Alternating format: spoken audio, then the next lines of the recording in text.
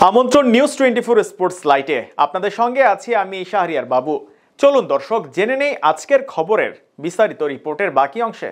দেশীয় ক্রিকেটে একজন উপেক্ষিত অবহেলিত খেলোয়াড়ের নাম হতভাগা ইমরুল কায়েস, যাকে কিনা সবসময় গণনার বাইরে রাখা হয়। সবাইকে নিয়ে বিসিবির মহাপরিকল্পনা থাকলেও সে শুধু পরিকল্পনার বাইরে থাকে। অনেক সময় ভালো পারফরমেন্স করলেও কখনো নিয়মিত হতে পারেনি দলে। আসা যাওয়ার মধ্যেই তার ক্যারিয়ার এখন পর্যন্ত এগিয়েছে। এদিকে বাংলাদেশের এখন টপ অর্ডার ব্যর্থতার সবচেয়ে বড় দিক হচ্ছে ওপেনিং ব্যর্থতা।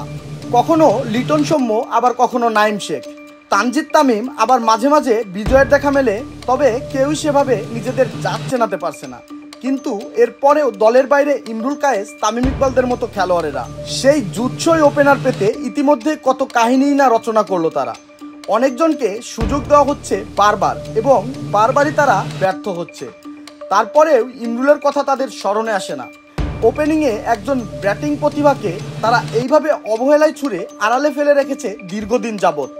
এছাড়া ইমরুল একজন সিনিয়র এবং অভিজ্ঞ খেলোয়াড়ও বটে। বিপিএল থেকে ডিপিএল সবখানেই ছন্দে রয়েছে ইমরুল কায়েস। এদিকে লিটন তামিমরা যে পরিমাণে দলে সুযোগ পেয়ে দেশের সবথেকে সেরা ব্যাটসম্যান হওয়ার কাতারে রয়েছে, ইমরুল কায়েস সে সুযোগ পেলে তামিমের মতো দেশের ক্রিকেটের একজন সেরা ব্যাটসম্যান হতেন। তামিমের ন্যায় দলের একজন গুরুত্বপূর্ণ ব্যাটসম্যান তাকে ভাবা হতো এখন। তামিমের মতো একজন ড্যাশিং ওপেনার হতেন তিনি। তামিমের ইনজুরিতে যেমন গোটা বাংলাদেশ দুশ্চিন্তায় পড়ে যায়, হয়তোবা ইমরুলের বেলাতেও তাই হতো। সে যাই হোক, দরজার দ্বারপ্রান্তে চলে এসেছে টি-20 বিশ্বকাপ।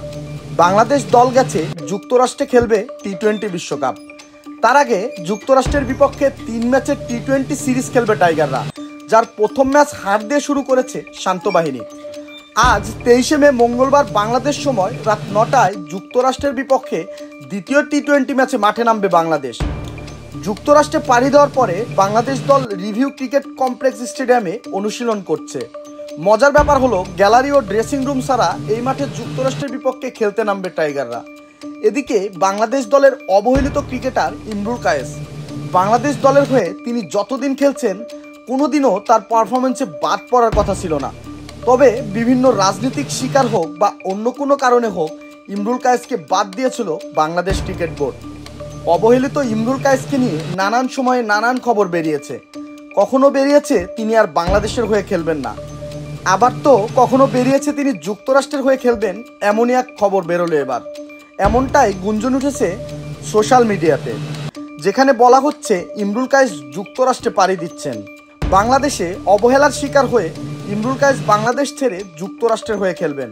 তবে আমার মতে ইমরুল কায়েস যদি যুক্তরাষ্ট্রের হয়ে খেলতেন, তবে যুক্তরাষ্ট্রকে অনেক বড় পর্যায়ে নিয়ে যেতে পারতেন ইমরুল কায়েস। বাংলাদেশের ক্রিকেটে তিনি শুধুই অবহেলায় পেয়েছেন, তাছাড়া কিছুই আর পাননি। ইমরুল কায়েস, নাসির হোসেন অনেকবারই যুক্তরাষ্ট্রের মাঠে খেলেছেন।